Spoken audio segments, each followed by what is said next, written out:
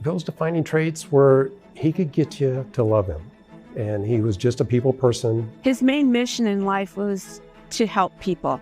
He wanted people to connect. He wanted them to communicate. He knew how important relationships were, and he went out of his way to make everybody feel like they were very important to him. He thought of others and he cared, and it was important for him to do what he felt was right.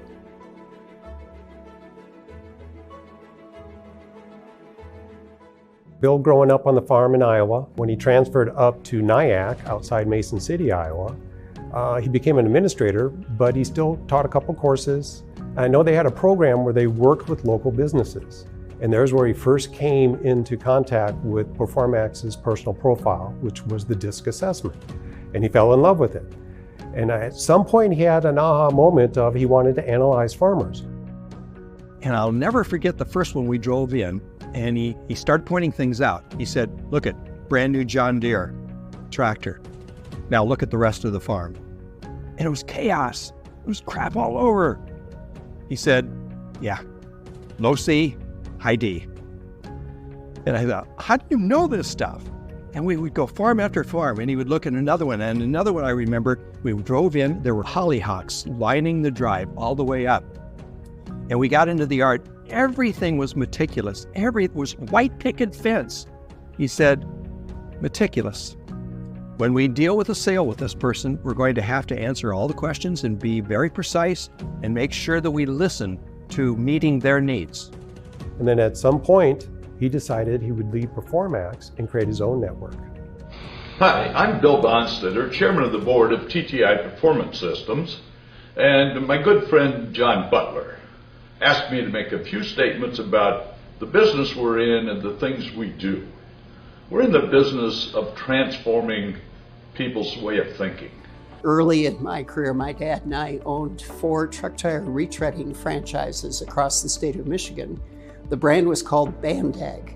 Muscatine, Iowa is where they were based. And when Bill and I were getting to know each other, and I found out he was from Iowa, I said, oh, have you ever heard of Bandag? He said, yeah, of course, they were one of my clients.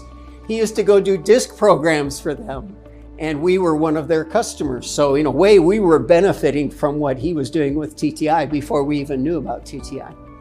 We wanted to grow the business. We went to the Iowa State Lottery Commission and applied for a loan. They came back and said that we needed to pursue other avenues. So Bill's famous quote is, we took I-35 South and 80 West. Before we did that, I lived in San Diego for a while. My mom lived there, and I had visited friends in the Phoenix area. And so I told him he should go to those 2 cities. And so he flew to both cities, met with the Chamber of Commerce in both. He decided Scottsdale was it. The change of venue did help us. The partners loved Bill. They respected him. They were always bringing to him new ideas that they wanted to pursue with Bill's help. The industry of assessments, Bill had a big impact on that. TTI became one of the leaders in assessments when assessments weren't even recognized as a business. You couldn't find it anywhere. The partners loved the fact that the phone was always answered. They knew that somebody was always here. They would just want to talk to Bill. He loved to network.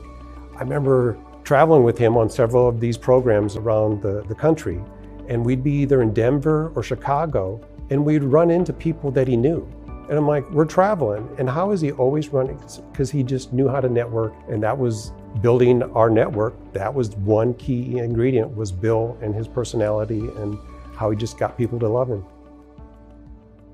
When I came down here, I knew nothing about business. I'll never forget that first meeting I was in with the insurance company, and they said, well, you have a premium that's going to have to go up substantially because you have one employee that is really, using a lot of money every month.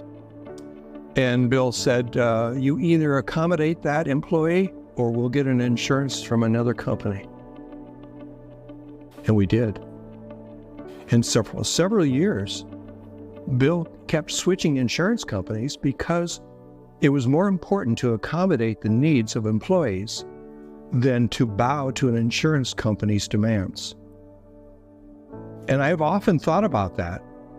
Where was his focus? and his focus was on those around him.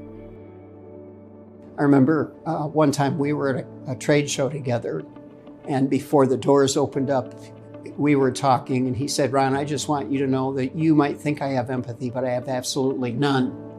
This is all about resourcefulness. It's all about return on investment."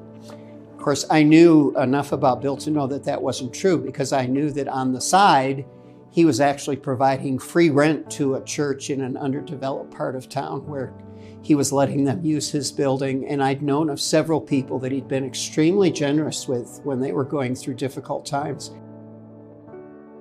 He was a leader. He's a true leader. I mean, he loved people. He loved his staff. He loved his partners. And he was just a go-getter. I mean, he was a real entrepreneur. He was always chasing the deal and a new idea. You know, it was kind of amazing. I don't think we saw how big the network would become over the years. And I give most of that attribute to Bill and Bud Bowers. At the beginning, when we had our user conferences, they had built such relationships over the phone. And then when the partners got here in town, they built relationships, and it just kept growing and growing. And that family environment was created. For me, Bill was always, maybe ambitious is the word. He always had energy, and he was always looking to do something. As a matter of fact, the first piece of advice he gave me at the end of our first time together was, "Ron, doing something is better than doing nothing." And it's funny, that's a phrase that stuck with me all the time. That was Bill's ethos. Doing something is always better than doing nothing. And I remember getting in a meeting and Bill shoving a sheet of paper over to the accounting officer and saying, "These people are not to be billed for the foreseeable future." And they said, "What do you mean?" I said, "They're having financial problems right now. And when they make money, I make money. But right now they're struggling. And so there's no bill for these people." So that was the kind of person Bill was. He would work with you if you worked with him. The impact that Bill had on my life was profound. He changed my life, my understanding of people, the understanding of myself.